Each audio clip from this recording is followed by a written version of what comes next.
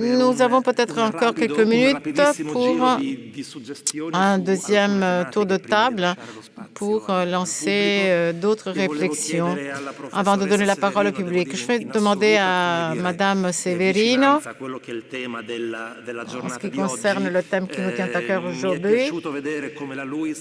J'ai constaté avec plaisir que Louis, l'année dernière, a investi sur l'organisation d'un cours sur la gestion des entreprises familiales. Cette année, il y a la participation de l'Italie et de la France et au niveau d'autres universités. Est-ce que vous pouvez nous parler de ce projet? Oui, volontiers. C'est un projet pour lequel il faut remercier notre Paolo Boccardelli, n'est-ce pas, qui est le président de notre Business School et qui est à l'origine d'idées très innovantes. Et puis Fabio Corsi, qui a contribué au développement de ce cours et de ce projet. Je crois que ce projet se situe très bien dans le cadre des thèmes qui nous tiennent à cœur aujourd'hui, à savoir la relation entre l'Italie et la France, et la culture, l'économie, les entreprises, les universités. Eh bien, je suis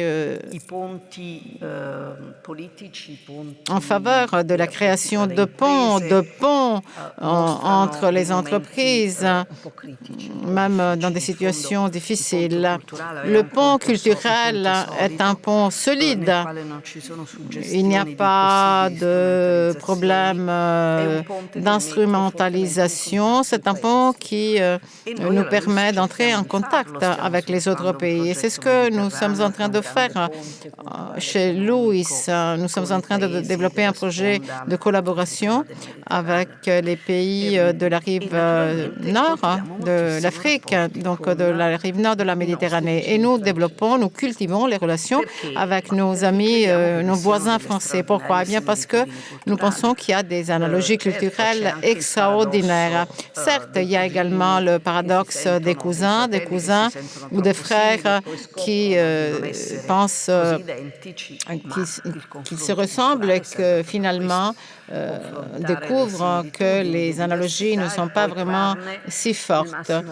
Mais il faut tout de même exploiter aussi ces différences pour pouvoir obtenir ou utiliser tout ce qui est positif dans un échange réciproquement fructueux. Ces formules franco-italiennes ou italo-françaises sont très utiles, comme en témoigne tout un tas d'initiatives. Le forum entre les deux patronats, le MEDEF et Confindustria, l'ambassade de France et l'ambassade d'Italie, qui ont développé des synergies extraordinaires qui se renouvellent tout le temps et chaque année. À mi-chemin, il y a les dialogues italo-français développés chez Louis et chez Sciences Po pour un échange culturel entre la France et l'Italie. Là encore, nous suivons un modèle innovant. Ce ne sont pas des rencontres traditionnelles destinées à se tenir une fois et à disparaître. Nos rencontres sont bilatérales. La première s'est tenue à Louis, à Rome. La deuxième rencontre se tiendra à Sciences Po à Paris. Et puis, nous allons lancer une chaire italo-française si nous avons suffisamment de fonds. Une chaire italo-française, ça va être un pont entre l'Italie et la France.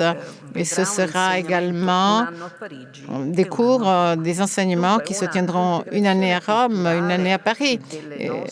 Il s'agit donc d'une intégration culturelle de nos universités, de deux universités très sensibles vis-à-vis du développement, de l'économie, etc. Tout ceci pour développer la croissance économique de nos pays. La présence de Confindustria et du MEDEF est d'un comité consultatif où siègent les représentants des grandes entreprises françaises et italiennes témoigne de l'importance que nous attachons au pont culturel, au dialogue entre deux pays, entre deux entreprises, entre deux économies, entre deux universités. Il est très facile pour moi d'expliquer et de dire que la deuxième édition de ce cours aura comme point de référence pour deux modules qui ont déjà été envisagés et organisés, une université française.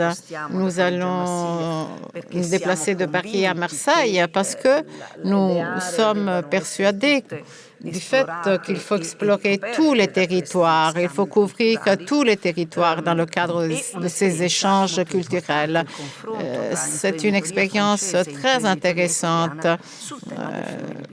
sur le thème des entreprises familiales, du family business, un thème qui a suscité un dialogue et un débat très intéressant. Dans le cadre du cours que nous avons organisé, auquel j'ai participé personnellement, parce que je crois qu'il faut tester personnellement les cours que l'on organise, même si j'ai la plus grande confiance en Paolo Boccardelli. Moi, je voulais comprendre quelle était la plus-value que nous pouvions donner à travers ce cours de Family Business, quelle pouvait être la plus-value de ce cours du point de vue de l'exigence de faire en sorte que les entreprises familiales puissent évoluer dans un monde où l'économie est bien plus complexe et ramifiée que dans le passé, à l'époque où les grandes familles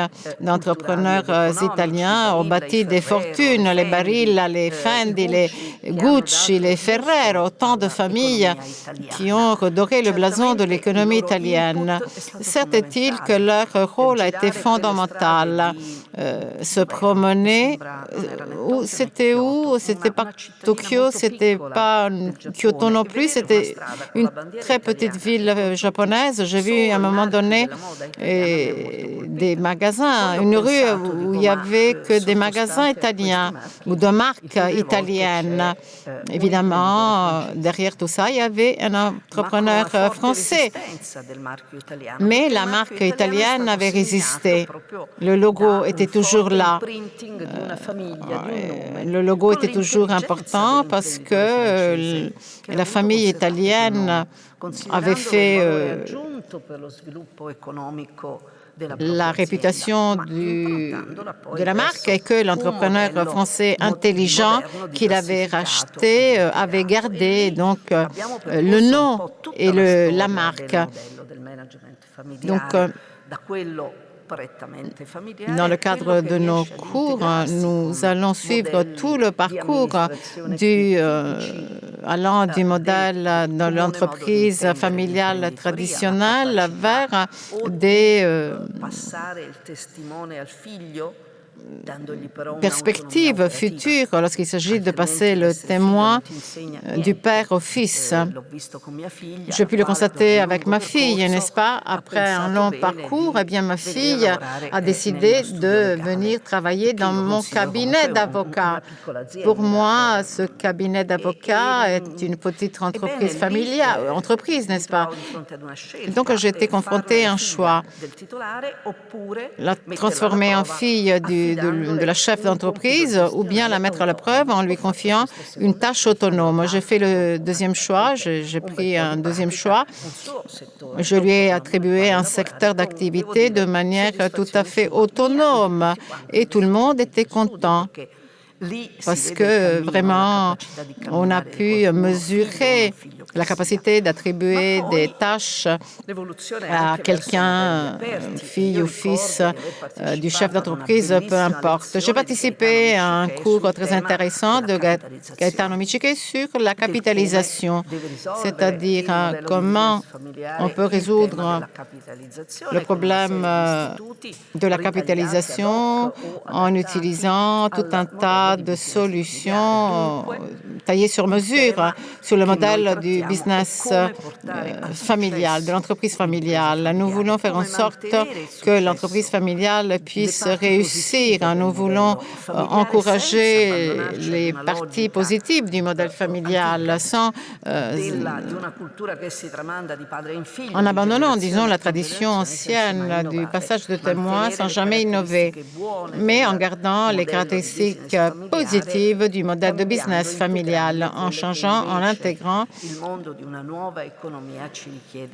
toutes les parties que nous devons changer.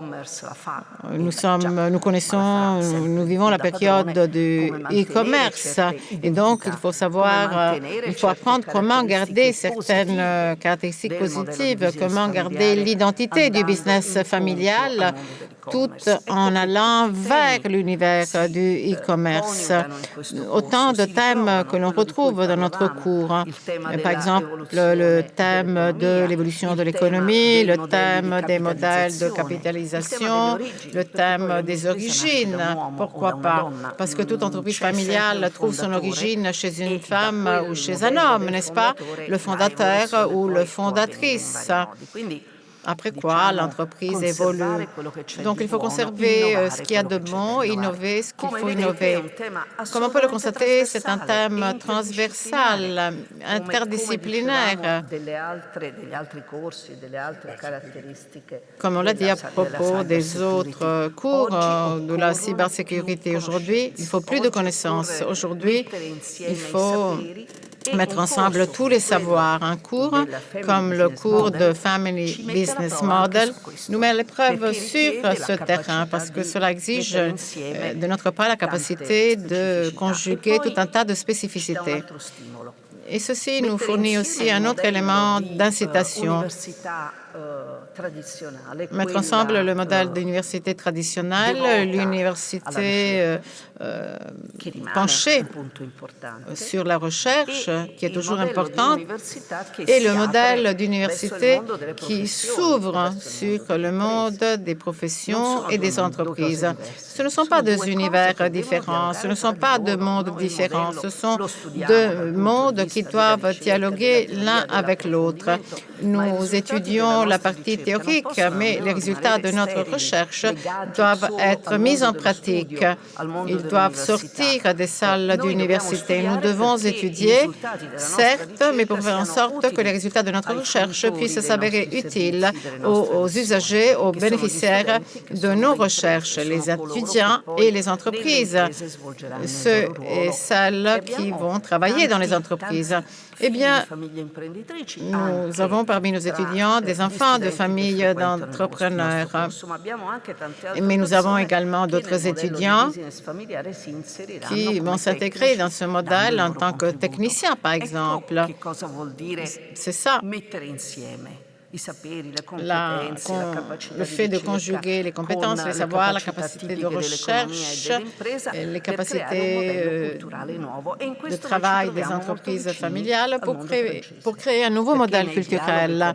Dans le cadre des dialogues que nous avons développés avec nos voisins français, eh bien, nous avons pu constater qu'il y a des points de commun. Il y a les mêmes capacités que l'on retrouve, la même envie et la même volonté de mettre ensemble la pratique et la théorie.